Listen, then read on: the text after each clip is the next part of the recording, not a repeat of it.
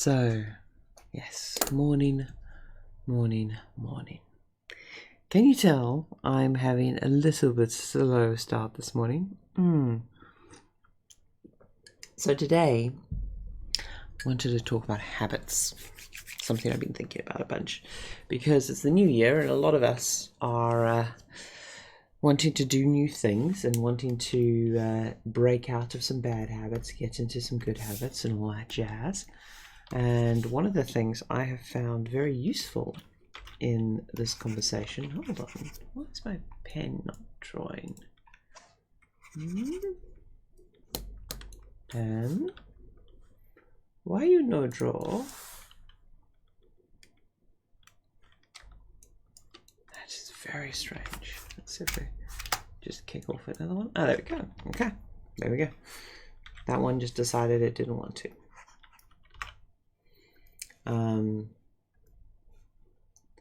Right, as you can tell, we're having a bit of a, there we go.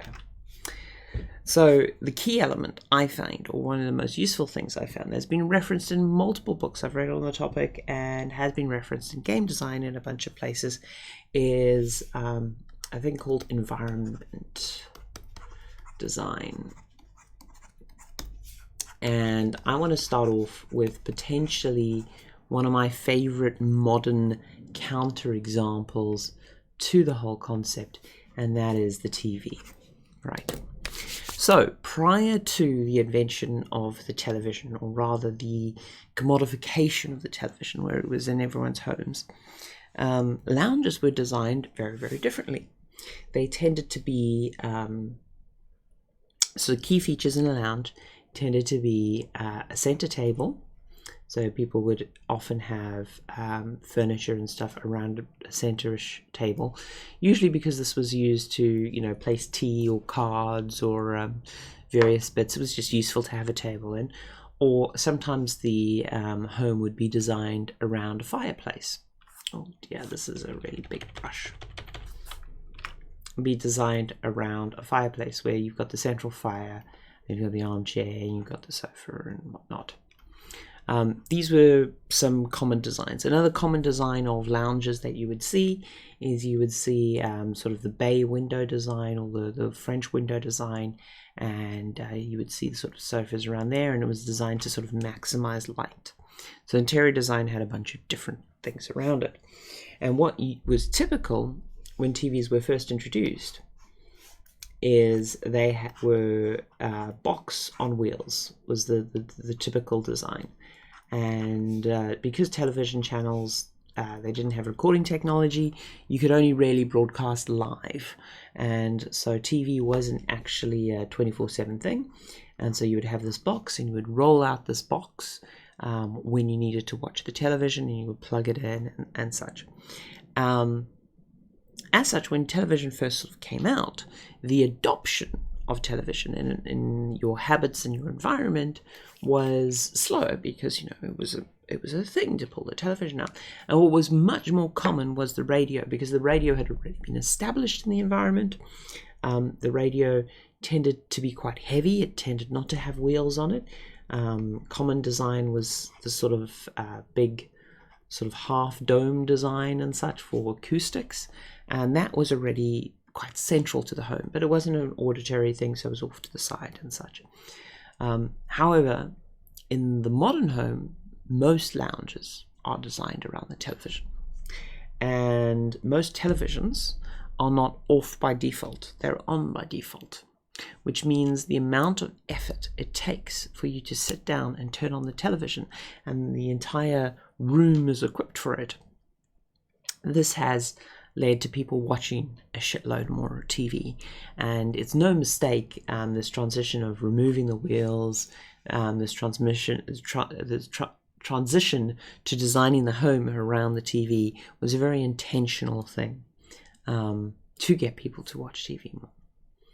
But it is interesting how however you set up your environment really will determine what you spend a lot of your time on.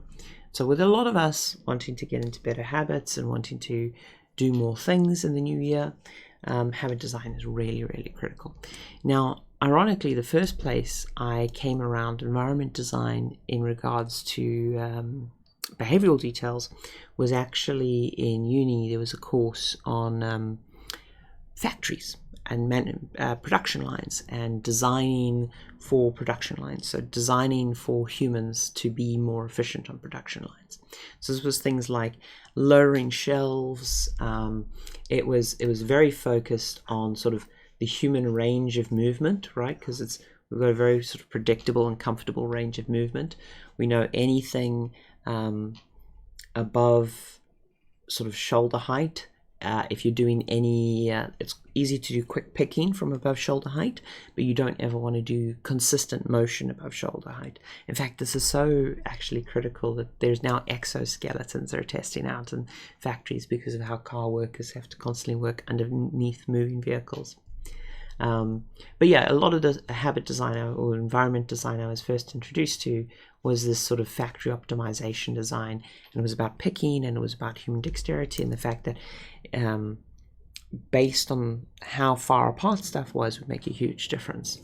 This isn't really applicable to your day-to-day life. The reason this is worthwhile to do in a factory design scenario or a high-intensity scenario is the amount of time spent doing these things and the amount of people you're optimizing for means that, yeah, it makes sense, right? It's really, really useful because if you've got, thousands and thousands and thousands of people doing the same task repeatedly, then, it's worthwhile. And actually one of the pioneers of this, whose name I'm going to forget, it's actually it was a married couple.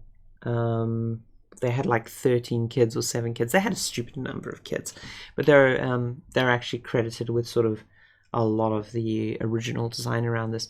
What they would do is they would put string up, and they would string out their kitchen, and they would optimize their kitchen for making breakfast and core tasks and stuff. And that's a bit overkill, but the basic concept of sort of running a string around and sort of optimizing for it was really helpful. If you do have a task that you do throughout the day, especially if you have any kind of work that is physical, then this kind of thinking is useful. But what is much more useful at small scale for us in the television example isn't sort of the factory design and the optimization of every micro movement, but it's the engagement of the task that you want to do. So, for example, if the task you want to do has an effort curve like that, or best yet, an effort curve like that, right? Or then that's quite easy, because to get started is really hard on a task. It's blank page syndrome, getting out of bed, all of these things. These are really tough. Like, human psychology is just not really wired to it. And the sad truth is that most tasks in your life are probably more like that in their design. There's probably quite a high initiation or engagement cost. And one of the best things you can do with environment design is to lower that initial cost, that engagement cost. So I think the best thing to do is to talk about some examples that I have in my house that I've done over the last year or so. So I love skating. I really enjoy my skating. It's something I'm really into. Pretty much since I got back into skating, I knew a key component would be, so here we go. Where's my skates? They're just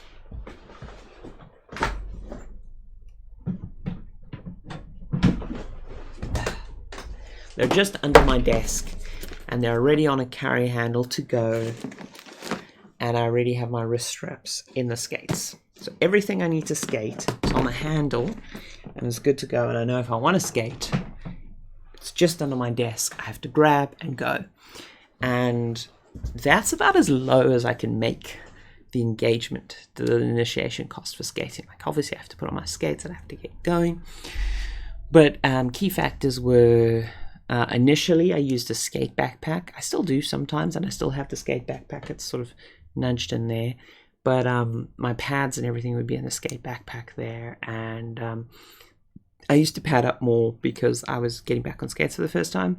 But that padding up had a huge cost. The other thing, I tended to skate in specific places that took a lot of effort to get to, whereas now my sort of go-to easy skate, if I'm not looking for any effort, is I literally shovel my skates in the house and I skate out to a park nearby. So that really dropped the initiation cost of skating. Oh, I love that. I love that so much. Another big one that I did is, I'm just going to actually lose the left monitor thing for a bit as we talk through this, because not much useful to talk about at the moment. VR. So I fucking love VR, but everyone knows one of the biggest problems with VR at the moment is the starting cost to VR. So to optimize for that, initially I used to have my PlayStation under the TV, and it was all sort of rigged up there, and I had the VR in the box it came in just next to the thing. It was all hooked up and connected, but because we have cats, I can't leave cabling around, so it was just sort of in there, and I could yank it out and I could get it on and I could get going pretty fast, and that worked really well for me. But then what happened was there were some more seated VR experiences coming out, and I had some problem optimizing for that. And I was streaming a lot, and all my gameplay was on stream, and I wanted to stream VR, and it was really, really difficult. And so when I got my new desk and I rearranged everything, I rearranged it so my PlayStation 4 is under my desk. It's all hooked up to the capture cables. My PS4 camera, which is one of the main limitations of the setup, is on top of my monitor there, ready to go. And the VR headset is in easy reach to go, right? And you would think, okay, that's all great, right? It's easy to access and stuff. Initiation cost is nice and low. Well, that's when we get to the second part of the whole problem. And the second part of the whole problem really comes down to an old saying, which is out of sight, out of mind. So it's not rocket science. It's basically things that are visible to you are things that are going to trigger, like what are your cues to trigger an activity. If you don't have it in sight, it's going to slip your mind. Because I had the VR headset under my desk, I have to admit the last few months, my VR playtime has really bottomed out because I just wasn't seeing it there. And so I was like, oh, right, okay, so let me move it to my desk. And while I've been off in this period, I've actually done a lot more VR because it's now on my desk. So it's a really simple principle. The first principle is make the cost to start whatever the activity is you want to start as low as possible. Get that all started. Then make it visible. There has to be a visible cue for it. It doesn't necessarily have to be the VR headset. It could be other cues. For instance, if you're really into skating like I am, the cue could literally be your helmet or your pads on your desk, whatever, just something to sort of keep it in your mind, and make sure that does not fade into the background. Make sure it doesn't become part of the decor, that punches out, calls your visual attention. There's a whole bunch of things we could talk about environment design with getting visual attention. And then finally, the last thing is build in the reset cost. And this sounds really funny, but remember how when I was talking about, let's get the left monitor back up here.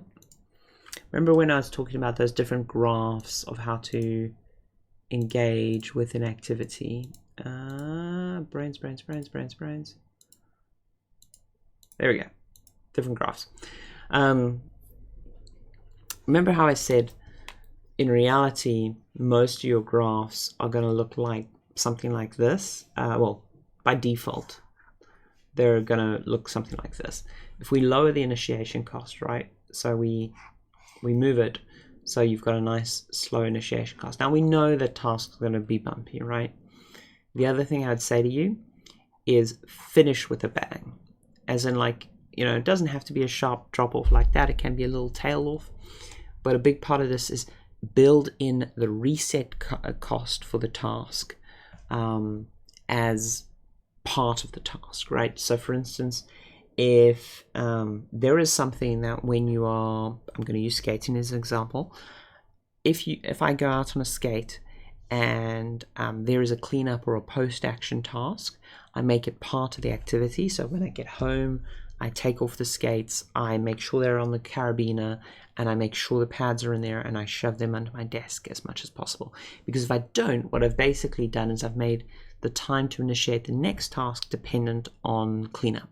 So this often happens with sporting or outdoor activities. So where you have gear that's packed to go, you finish the activity, you get home, and the gear needs a wash, or it needs a cleanup, or it just needs to be reset in some way. And you just need to make that part of the task, because at this point, first of all, once you've initiated the task, your brain, you're now in the task, you're probably getting the serotonin, the dopamine, the bits that keep you engaged in the task. But the other thing is sunk cost fallacy has started to kick in. Like, you're in it, this is part of the thing, that you have to finish the task, right? That's just part of the thing, whatever it is you're doing, whether it's cleaning dishes, whether it's exercising, whatever it is. And if you make the reset a core part of that thing, then it's going to be there. So really, really simple. Like, we're not talking rocket science here. The first principle is low start cost.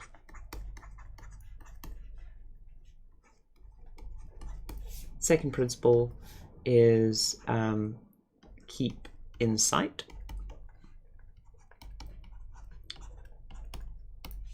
And the third principle is reset. Right, that's really, really simple, okay? Low start cost can also just be called initiation. Init is just computer speak. And insight can also just be called queue. And you'll find some books call it a queue. Very, very simple. Now the flip side, because the bonus of this is if there is something you want to stop doing, you can just invert all these principles, right?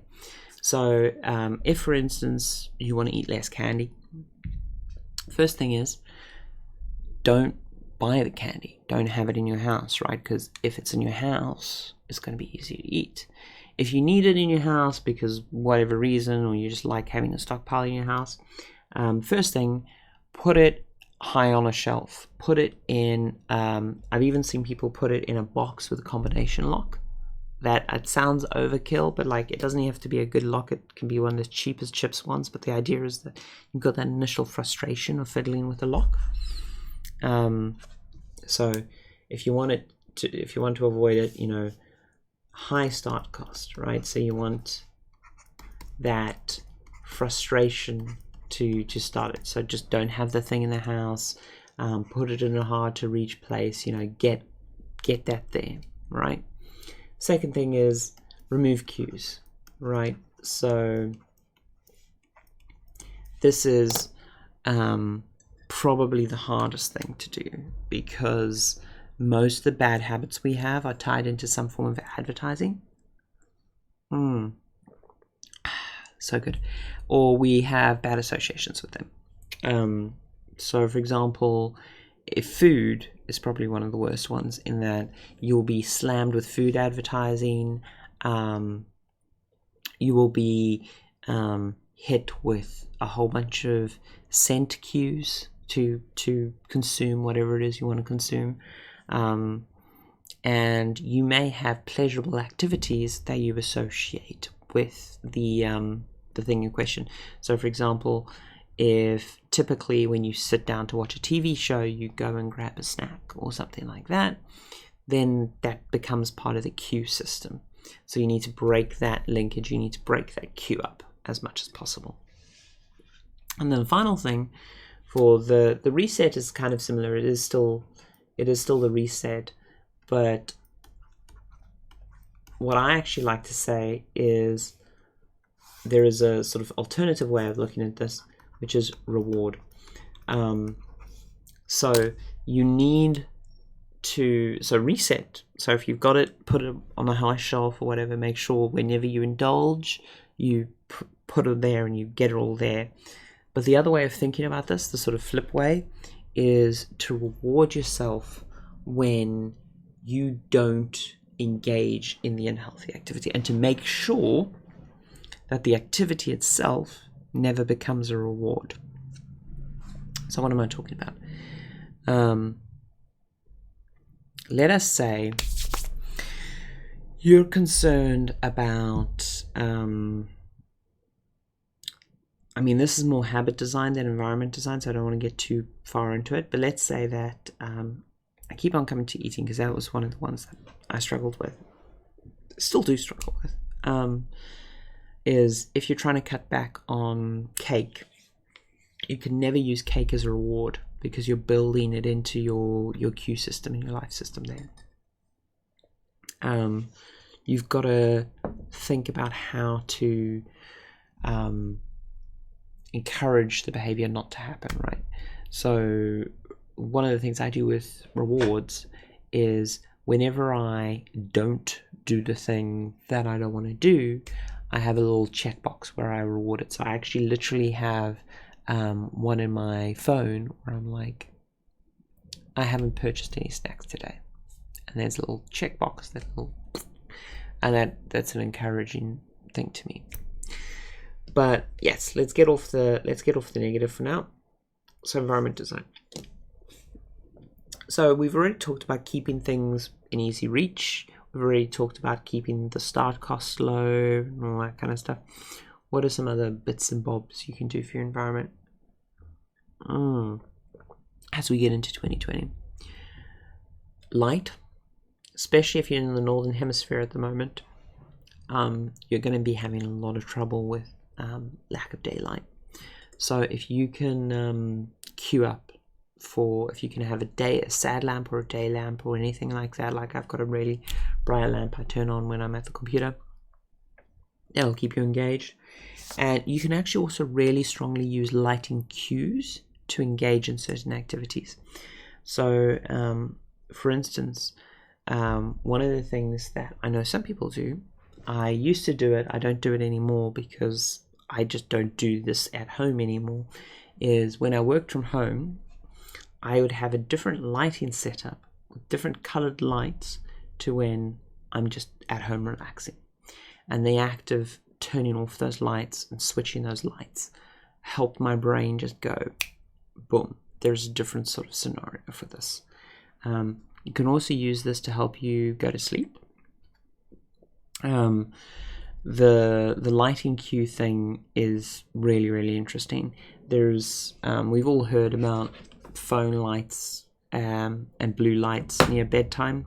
That's basically blue light keeps you awake. But what I'm talking more about here is I'm talking about using lights to key mood and to key your brain into certain engagements.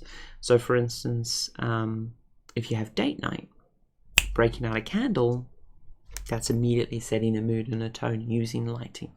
Like, you're not going to light a candle and then start vacuuming the flat. I mean, maybe you are. Maybe that's the thing you use the candle for. But I'm saying there's a strong association you want to keep intact there. So lighting is really key to sort of boosting your environment design. And don't be afraid to change up your environment. In fact, if you're in a rut, that's probably one of the best things you can do. We've all heard the expression, and you've got to be careful of cliche expressions, but this one actually does have psychological backing. It's in a bunch of places. Change is as good as a holiday, right? There's a bunch of reasons for this. The main one is that our brain is a pattern matching machine, and whenever we see something we can already identify, our brain's like, okay, same as yesterday, mark it on. And so if we don't have a lot of change happening around us, time will accelerate, we'll feel time go faster, And it's also one of the reasons why when you get older, time goes faster, because your brain is more likely to pattern match to old experiences. You're not having as many new experiences because, you know, you're not like seeing an ice cream truck for your first time. So your brain doesn't have as much relative growth in the period. So if you're feeling in a bit of a rut, or if you're feeling that time's going a bit fast, or you just want to reset your year, rearrange your lounge, rearrange your bedroom, rearrange your computer desk or whatever. It doesn't have to be 100% efficient. It doesn't have to be the best arrangement. It just has to be different. And just by changing that up, just by switching that whole environment shift up, you will put your mind in a more positive space, and you'll generate more memories, and you'll be like, oh yeah, that's all good. That's my brain can think that through. So, you know, I use all these kind of design hacks on myself all the time. Well, most of them I have learned because of game design, but you'd be amazed at how many of them apply over. Things like setting up for my streams, things like I always use the same coffee mug for my little morning streams, things like my morning monsters cube. These are all just part of sort of habit design and environment design. But I wanted to really focus on habit design today because we're quite short. Okay, are there any questions before we wrap up the recorded segment of today's stream? Kinky vacuuming. Yeah, I mean, if you want to break out that candle and vacuum, you know, maybe some people are into it. It's funny, I do actually know someone who dresses themselves up nicely when they do housework, because it's how they sort of feel good about their house and their flat and whatnot. So yeah. Okay, with that, we are going to wrap up the recorded segment. If you're watching this on YouTube, we're live on Twitch 8:30 every weekday in the morning. We used to do evenings, we now do mornings. We'll still do the occasional evening stream, but I've been using my evenings for other things lately. Okay, so ta-ta for now.